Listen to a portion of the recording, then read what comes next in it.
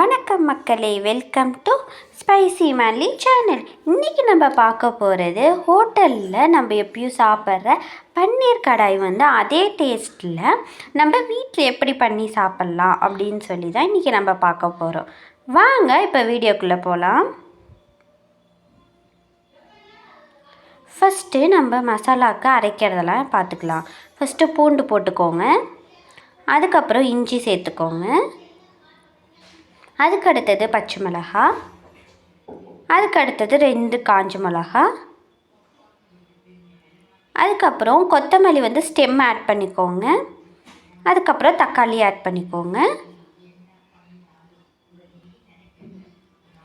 அதுக்கப்புறம் தனி மிளகாத்தூள், மல்லித்தூள், அதுக்கடுத்து கொஞ்சமாக சீரக பவுட்ரு ஆட் பண்ணிக்கிட்டு இப்போ நம்ம வாங்க மசாலா அரைச்சிக்கலாம்.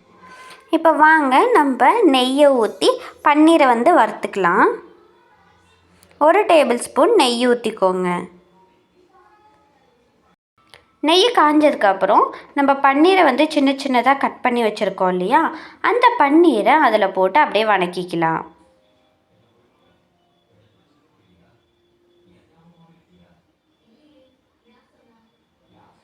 பன்னீரை ரொம்ப இது மிக்ஸ் பண்ணாதீங்க கரண்டியை வச்சு, இல்லாட்டி பன்னீர் உடஞ்சிரும்.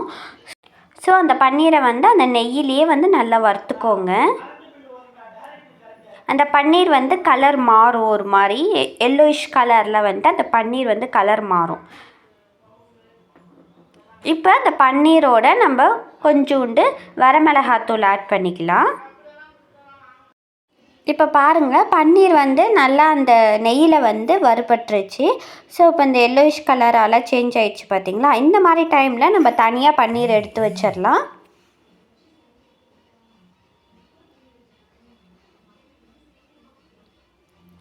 இப்போது அதே கடாயில் கொஞ்சம் எண்ணெயும் ஒரு டேபிள் ஸ்பூன் நெய்யும் ஆட் பண்ணிக்கோங்க.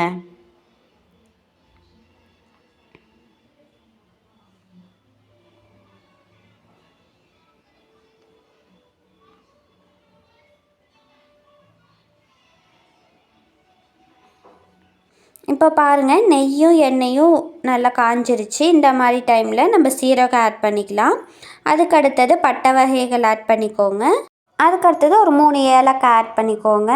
அதுக்கப்புறம் பூண்டை ஆட் பண்ணிக்கோங்க. இந்த மாதிரி சின்ன சின்னதாக கட் பண்ணி ஆட் பண்ணிக்கோங்க பூண்டை. அதுக்கடுத்தது பச்சை மிளகாய் ஆட் பண்ணிக்கோங்க.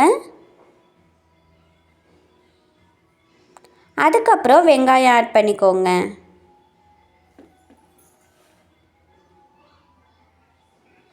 வெங்காயம் கொஞ்சம் கலர் சேஞ்ச் ஆகிற வரைக்கும் கொஞ்சம் வெயிட் பண்ணுங்கள். அதுக்கு அடுத்தது தனி மிளகாத்தூள் கொஞ்சம் ஆட் பண்ணிக்கோங்க. அதுக்கப்புறம் கொஞ்சமாக மஞ்சத்தூள் ஆட் பண்ணிக்கோங்க.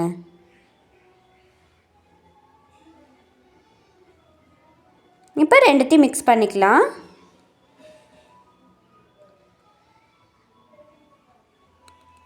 மசாலா ஸ்மெல் போகிற வரைக்கும் கொஞ்சம் வதக்கிக்கோங்க நல்லா.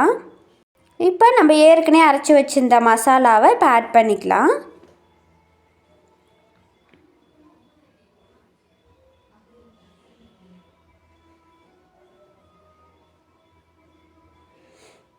நல்லா மிக்ஸ் பண்ணிக்கோங்க.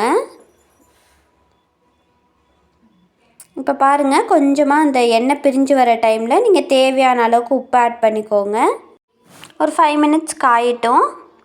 அதுக்கு அடுத்தது இந்த மாதிரி ஸ்டேஜில் நீங்கள் பன்னீர் ஆட் பண்ணிக்கோங்க.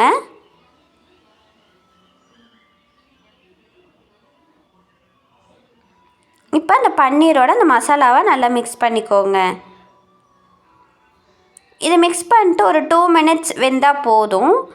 ரொம்ப வெந்துச்சுன்னா நம்ம அந்த பன்னீர் உடஞ்சிடும்.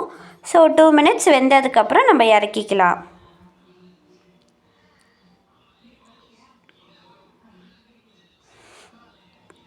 அடுப்பை சிம்லேயே வச்சுக்கோங்க இந்த மாதிரி பன்னீர் வேகிற டைமில்.